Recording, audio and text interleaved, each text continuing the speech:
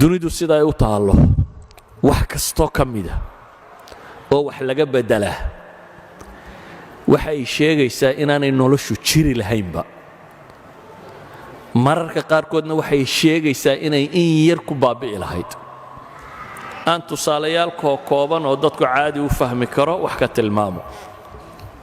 markay leeyihiin kownunu cidda lana waxay dhahdaan dhulka qoloftiisu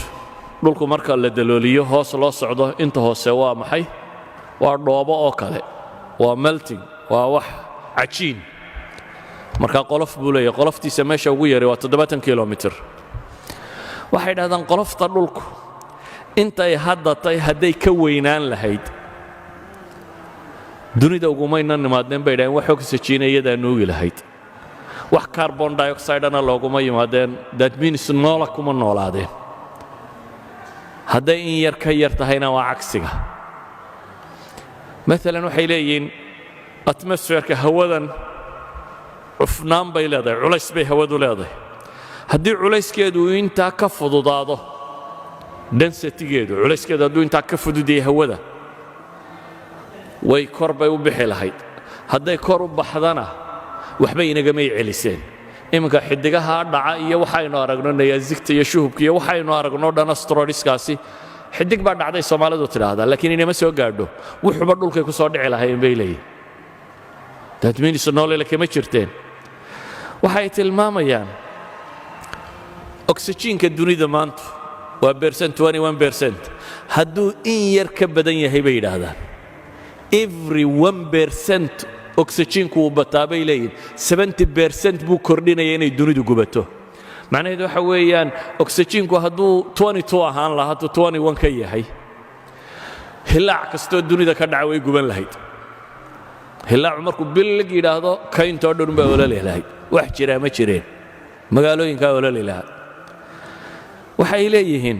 cadceeddu intay inoo jirto distance-ka inoo jirto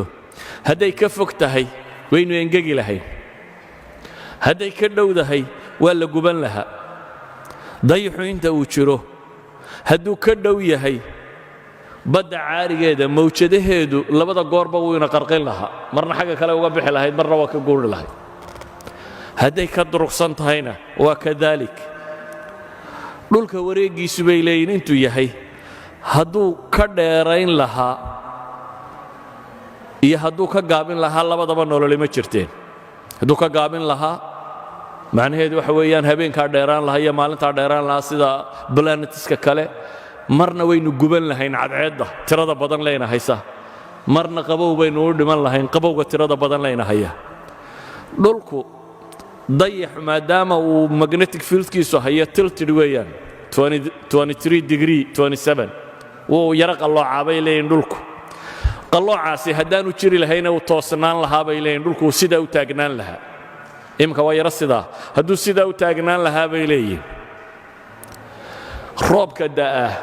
north pole iyo south pole labada qudbo qura roobku heli lahaa dhulka intiisa kalena saxaaray ahaan lahay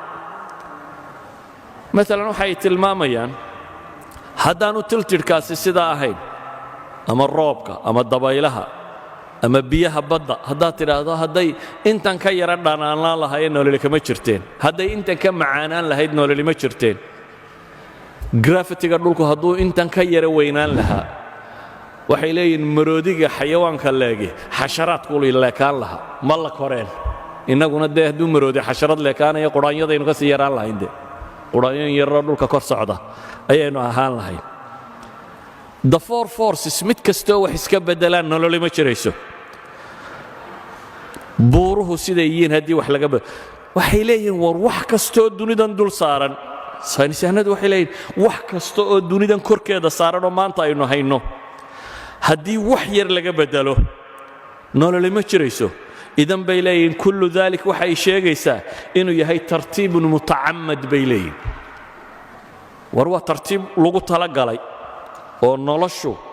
waa nolol laynoo sii diyaariyey waa kownun ucidda lanaa bay tilmaamayaan ilaahay wuxuu leeyahy wakhalaqa kulla shayin faqadarahu taqdiira baa ilaahay yidhi wax kasta rabbi waa abuuray laakiin wuxuu abuuray isagoo jaangooyey jaangooyn qiyaas loogu talagalay iyadoo ku socota